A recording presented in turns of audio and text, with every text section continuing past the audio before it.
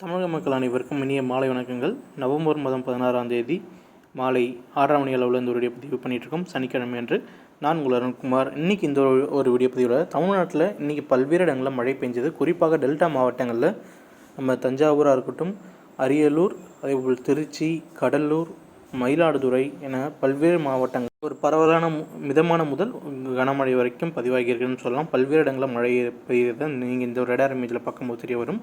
இன்றைக்கி எந்த ஒரு வீடியோ பதிவில் தமிழ்நாட்டில் நாளையிலிருந்து மழை குறைய போகுது, அது எந்தெந்த மாவட்டங்களுக்கு குறைய போகுது, எந்தெந்த மாவட்டங்களுக்கு 2 நாட்களுக்கு மழை இருக்குது, அது எந்தெந்த மாவட்டங்கள் நீடிக்க போகுது அப்படிங்கிற தகவலோடு வங்கக்கடலில் வருகின்ற 22ஆம் தேதி ஒரு குறைந்த காற்று சுழற்சி உருவாக இருக்குது.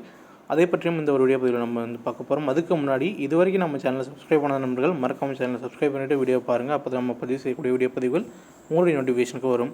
மறக்காமல் சப்ஸ்கிரைப் பண்ணிக்கோங்க. வாங்க வீடியோ பதிவுக்கு போகலாம். இன்றைக்கி ரொம்ப அதிகமாக மழை கிடைச்ச இடம் மாவட்டங்கள்னு சொல்லும்போது அரியலூர் மாவட்டம், தஞ்சாவூர் மாவட்டம்னு சொல்லலாம். அது மாதிரி சேலம் மாவட்டத்துடைய ஆத்தூர் சரௌண்டிங்லேயும் ஓரளவுக்கு பரவலாக மழை கிடச்சிருக்கு. திருவண்ணாமலை மாவட்டத்திலையும் மழை கிடச்சிருக்கு. கடலூர் மாவட்டத்தில் இந்த சிதம்பரம், பரங்கிப்பேட்டை சரௌண்டிங்கில், ஸ்ரீமுஷ்ணம் இந்த சரௌண்டிங், காட்டுமன்னார்குடி சரௌண்டிங்கில் ஒரு நல்ல மழை பதிவாகியிருக்கு. அதுபோல் நம்மளுடைய மயிலாடுதுறை மாவட்டத்திலையும் விட்டு மழை பதிவானது குறிப்பிடத்தக்கது. இந்த நேரத்தில் நாளையிலிருந்து வந்து பார்த்திங்கன்னா ஒரு கிழக்கு திசை காற்றில் ஒரு வேறுபாடு மாற்றம் ஏற்பட போகிறது. அதாவது வறண்ட காற்று நுழையப் போகிறது. ஈரப்பதம் நிறைந்த காற்று நீங்கி வறண்ட காற்று நுழையப் போகிறது.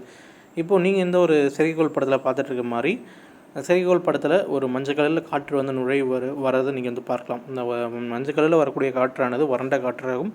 வறண்ட காற்று நாளை முதல் சென்னை, திருவள்ளூர், காஞ்சிபுரம், செங்கல்பட்டு, வேலூர், ராணிப்பேட்டை இந்த மண்டலங்களுக்கு நாளையிலிருந்து நுழைய தொடங்கும். அதனால் நாளையிலிருந்து இந்த மண்டலங்களில் மழை குறையும்.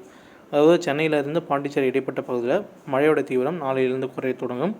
பிறகு நாளைக்கு வந்து பார்த்திங்கன்னா டெல்டா மாவட்டங்களில் நாளைக்கும் கனமழை பதிவாகிறதான வாய்ப்புகள் உண்டு. பரவலான மழை இன்றைக்கி எந்த அளவுக்கு மழை பெஞ்சதோ அதுலேருந்து ஒரு 10% வந்து கம்மியாக இருந்தாலும் ஓரளவுக்கு பரவலான மழை நாளைக்கும் இருக்கிறதுக்கான வாய்ப்புகள் டெல்டா மாவட்டங்களில் இருக்குது.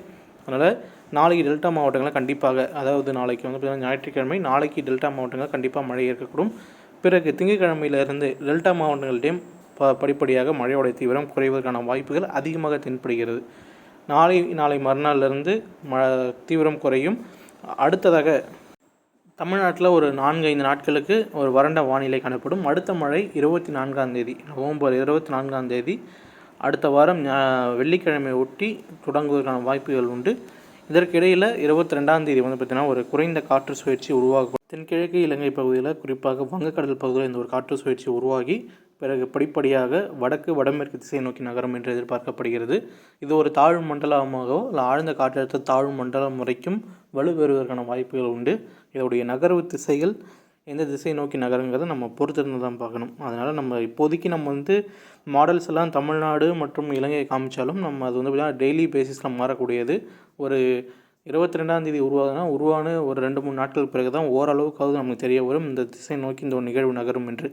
தமிழ்நாட்டில் இப்போ வரைக்கும் நம்மளுடைய ஐஎம்டி டேட்டாவில் வந்து பார்க்கும்போது, இந்திய வானிலை மையம் டேட்டாவில் பார்க்கும்போது ஒரு இயல்பை விட சற்று குறைவான மழை, அதாவது 2 முதல் 5% தான் குறைவான மழை பதிவான மாதிரி டேட்டா காமிச்சிட்ருக்காங்க. பட் ஆனால் மக்களாகிய இதில் வந்து பார்த்திங்கன்னா நம்ம தான் சஃபர் ஆகியிருக்கோம். அதில் நீங்கள் வந்து பார்க்கும்போது நல்லா தெரியும். ஏன்னா ஒரே இடங்களில் பதிவான மழை அளவை வச்சு மட்டும் ஒரு மாவட்டங்களில் ஒரு இயல்பான மழை கிடச்சதுக்குன்னு கொடுக்குற டேட்டா எந்த அளவு அக்யூரேசியாக இருக்குன்னு எனக்கு தெரியல.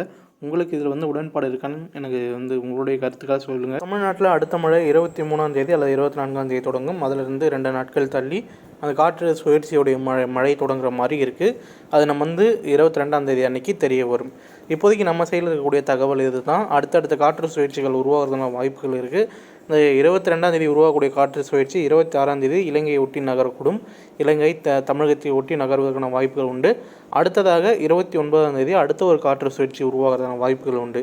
இப்போ நம்மளுடைய இந்திய பெருங்கடல் பகுதியில் MGOன்னு சொல்லக்கூடிய மழையை கொடுக்கக்கூடிய அலை வந்திருக்கு. இது வந்து பார்த்திங்கன்னா அடுத்த உருவாகக்கூடிய காற்று சுழற்சிக்கு ஒரு வலு கொடுக்கக்கூடிய ஒரு அலையாக இருக்க போகுது. அதனால் அடுத்த வரக்கூடிய சுழற்சி ஒரு வலுவான சுழற்சியாக நம்ம தமிழ்நாட்டுக்கு எதிர்பார்க்கலாம். அதை நம்ம பொறுத்திருந்து பார்ப்போம். எப்படி என்ன நடக்க போகுதுங்கிறது நம்ம இதுக்கு மேலே நம்ம தெரிய வரும். நம்ம இந்த ஒரு வீடியோ பதிவு இதோட நம்ம மைண்டப் பண்ணிக்கிறோம். இந்த ஒரு வீடியோ பதிவில் நம்ம மோரோவர் உங்களுக்கு கொடுத்துருக்க தகவல். நாளைக்கு இரவு அடுத்த ஒரு வீடியோ பதிவில் டெல்டா மாவட்டங்களில் மழை முடிஞ்சதுக்கப்புறம் எப்படி மழை பதிவாகியிருக்கு, எந்தெந்த மாவட்டங்கள் மழை இருக்குது, இப்போ எவ்வளோ பதிவாகிருங்கிற ஒரு தகவலோடு சந்திப்போம். வீடியோ பிடிச்சிருந்தால் லைக் பண்ணுங்கள். உங்களுடைய கேள்வியில் அந்த கமெண்ட்ஸ்க்கு கமெண்ட் பண்ணுங்கள். அனைத்து கேள்வியும் பதில் தரப்படும். மறக்காமல் வீடியோ உங்களுடைய நண்பர்களுக்கு ஷேர் பண்ணுங்கள். மீண்டும் நாளை சந்திப்போம். தொடர்ந்து இணைந்தீர்கள். நன்றி, வணக்கம்.